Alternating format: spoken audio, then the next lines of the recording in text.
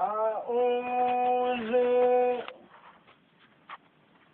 بالله من الشيطان الرجيم. بسم الله الرحمن الرحيم. الحمد لله رب العالمين، والصلاة والسلام على أشرف المرسلين نبينا محمد وعلى آله وصحبه أجمعين. tando be alay alami nani tando ke kan la hala bela delinka la hala nyuma ana ajuguma la hala nugumani ana gwelema jo awajibalimbe ima ike ala tando ni la hala bela delinka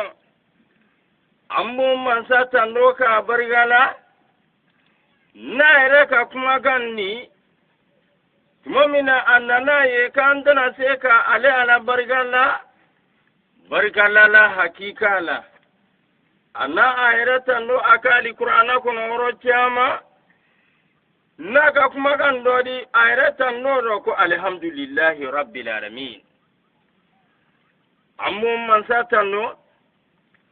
alele ka anda akele amma dan fen la kolon ire dan wati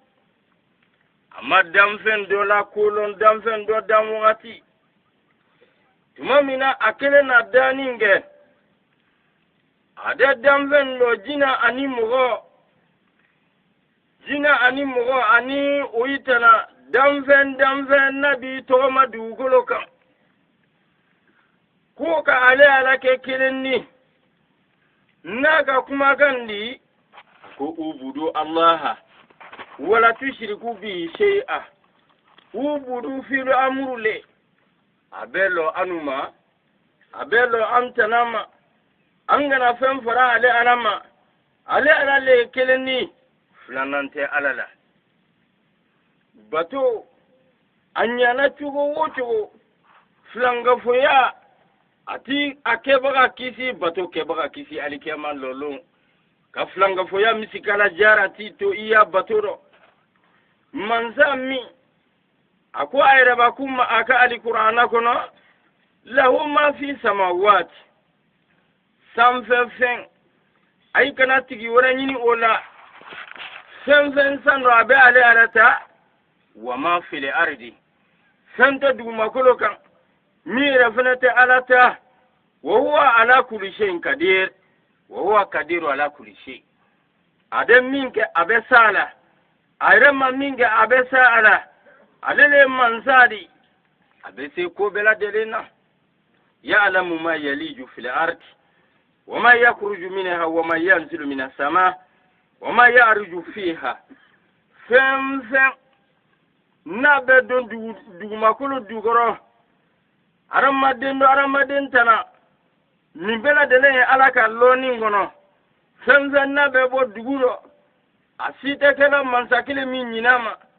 femfen na be jigi ka bo sando here ani here tana atekala mansa min nyinama fente bo duguma ka yele ni sanfe fa be kala mansa min ka loni ngono amba tando ka barkala alele ka fembe la delenda wa qaddarahu takdira fembe jete be alabulo jimin be ji alitri hake abloni